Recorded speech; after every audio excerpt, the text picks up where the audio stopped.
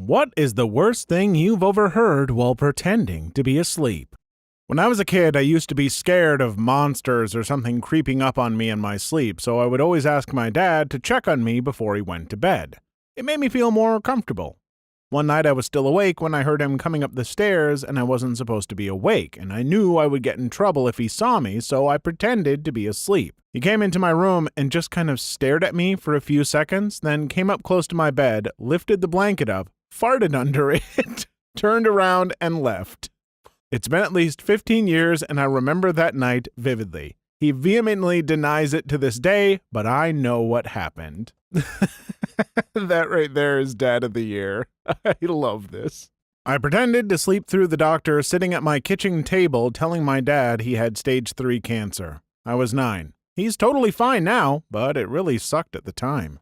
Freshman college roommate watching adult entertainment on his laptop, wearing headphones, humping his mattress like there's no tomorrow. Sleeping over at a friend's house when I was 14, all of us on the floor and living room. Couldn't sleep. Two of my friends, guy and girl, directly next to me started doing freaky things to each other. I was extremely shy and a couple of years younger than them, so I stayed quiet and hoped they'd stop. Had to listen to them for an hour while she made weird butt-moaning squeaky noises and he was singing in a weird, slightly whispery, singy voice. Matchbox 20 songs to her while he did whatever he was doing. That was the last time I slept over at a friend's house. I'm not crazy, I'm just a little unwell sometimes. I know I can't now. My friends talking about going into my wallet later and steal my money and then leave before I notice. I kicked them out. My father telling my mother that sometimes he just wanted to kill me. I was 5 years old when I overheard this. Being that my dad was an alcoholic and full of rage, I believed him and lived my entire childhood believing he was going to kill me. My grandparents won $10,000 at the casino, and they told all of their children, and presumably gave them some of that money, except my dad. My dad is a peepee, so I didn't tell him either. No wonder people at school think he's gay. My stepmom. Probably the funniest was on a camping trip with the boys. I have sleep apnea and use a CPAP machine. I overheard a couple of my mates talking about smoking a joint and hotboxing me through the air intake of my CPAP machine. Well, don't leave us hanging, did they? Was it the best sleep you've ever had? Finish your stories, people. My mom's boyfriend sloppily trying to flick my mom all drunk as poop whilst we were all sharing the same frickin' hotel room. I was 13. Probably my dad's dementia screaming. Usually nothing is wrong, but he'll wake up at 4 or 5 in the morning to yell at God and grind his teeth. You never do get used to it. Not me, but my wife heard her boyfriend having Hanky Panky with her best friend. This was obviously long before we met. My older brother in the next room when he snuck a girl in. They had Hanky Panky for about a minute, and then I could hear him apologizing for about 20. May not be the worst ever, but it's definitely the funniest. I was at my boyfriend's apartment staying over. His roommate also happened to have some friends who were dating there as well. I was in my boyfriend's room and they were sleeping in the living room. They were definitely fricking. Weirdest thing of it all were these literal banging sounds like someone was hitting the fricking wall. The whole time I had to pee like a mother fricker, but getting to the bathroom involved walking by the living room and I did not want to risk it. When we woke up the next morning, someone had ripped a chunk out of one of the curtains and the TV remote was snapped in half. To this day, I don't want to know what the frick was going on in there. It sounds like those two either really knew how to bang or really did not know how to bang. I see no middle ground. My mom having an affair with her fiance's best friend who was married. In the same room that I was sleeping in. I was like 10 years old. Edit. Spelling. My mom and aunt talking, thinking 10-year-old me was asleep. Aunt, little runs and goes is so cute. Mom, no, he's not very good looking at all. Look, I know parents will never say it, but to be fair, all kids that age are kinda gross looking. They're like half-baked loaves of bread with weird proportions and half their teeth. When I was a wee tot, I pretended to be asleep in the family room so I wouldn't have to actually go to bed, and once my parents were distracted, I could keep watching TV. Then I got to hear my dad proposition my mom for couch doing it. It's been many years, so I don't remember exactly what he said, but it was something along the lines of, hop on pop. I was a camp counselor. Two girls very much liked to make hot or not lists. One of them suggested a male counselor was hot, and the other said he was saying mean things about me behind my back, which made him not hot. Hurt to hear that from my camper, but glad they supported me.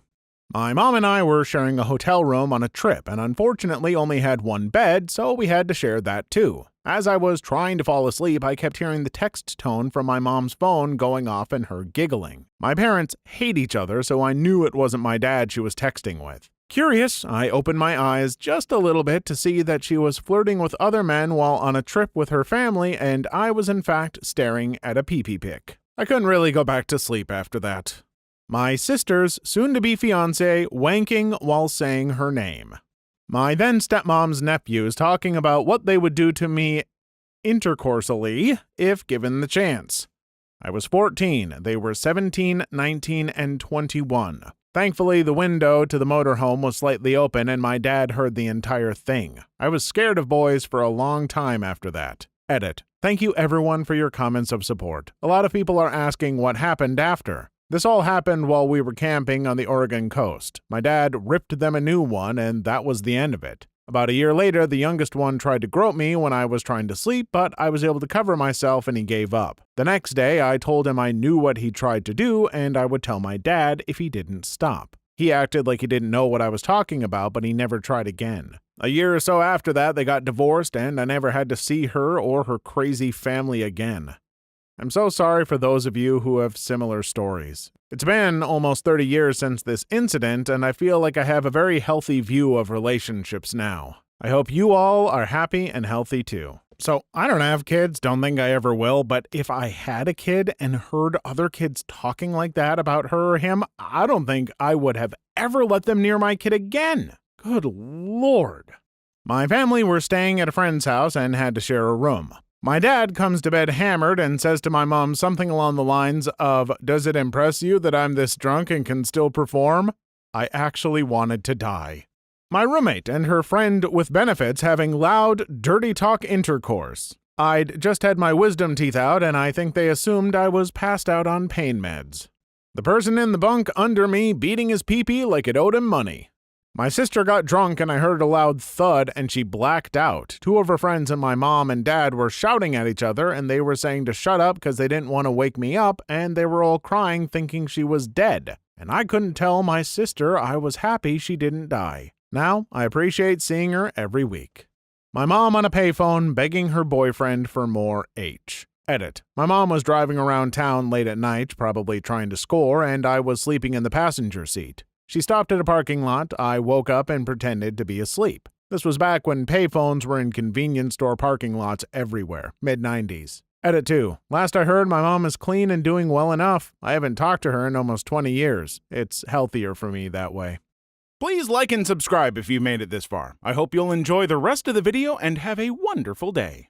Roommate's boyfriend and his friends came into my room when they thought I was asleep. It was warm and I was sleeping naked with minimal blanket coverage. I froze and pretended to sleep. They proceeded to talk about my body and how it was anyone's type. Also how easily it was to drug ladies these days. Oh, and also the friend talked about how easy it would be to steal/sell my boyfriend's boat motor that he had stored in the room. Yeah, so they were kicked out and friend became an ex-friend because she was peed I'd let my boyfriend kick them out. So, you're definitely in the right to kick them out because holy crap, those two sound like two grade A creeps. However, I have to ask, there was a boat motor in your boyfriend's bedroom? I don't even have a good follow-up to that. What? Parents talking about plans for when they were going to do it. My roommate's one-night stand dismount because his pee-pee was hitting her bladder and she waddled off for a pee before getting back on top. My dad and stepmom was having a foursome with a couple of their friends. We were at a summer house and they did it in the living room. I felt so uncomfortable eating breakfast the next day. My mom trying to calm my dad down out of a self-terminational fit. My brother and I had been really bad that day, and when he grounded us, we both told him that we hated him and wanted him to go away. He didn't do anything wrong. My brother and I were just a couple of immature little C's. He, I'm pretty sure blackout drunk at this point, which I'd never seen and still haven't saw since then, walked into our room that night and I pretended to fall asleep. Then he just started these deep, haunting sobs that I'll probably never forget. He stumbled outside and we could hear him begging my mom to let him die and sobbing, "All I've ever wanted in my entire life was to be a better dad than mine." I was only 11 or so, but it fricking destroyed my heart. I think that's the time I learned that emotional pain can actually physically hurt. I was hunched over in my bed, bawling my eyes out and on the verge of throwing up.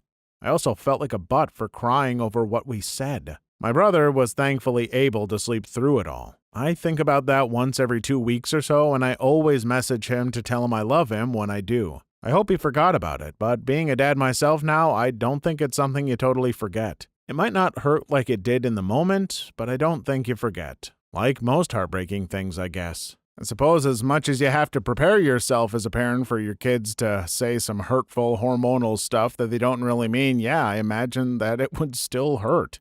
Hell, I get misty-eyed if my dog doesn't want to cuddle with me on the couch. No way I could handle the crap that kids can say. I was in trade school in a different city than my hometown, so I was staying at my in-laws' home. My wife's dad was away for the weekend, and I noticed her mom was wearing fancy dresses. She's a very beautiful woman, often mistaken for my wife's sister. She also seemed extra giddy before she would go out for the evenings. On the evening my father-in-law got home, I was in my room studying when I heard him yell at the top of his lungs, "So you F the guy?"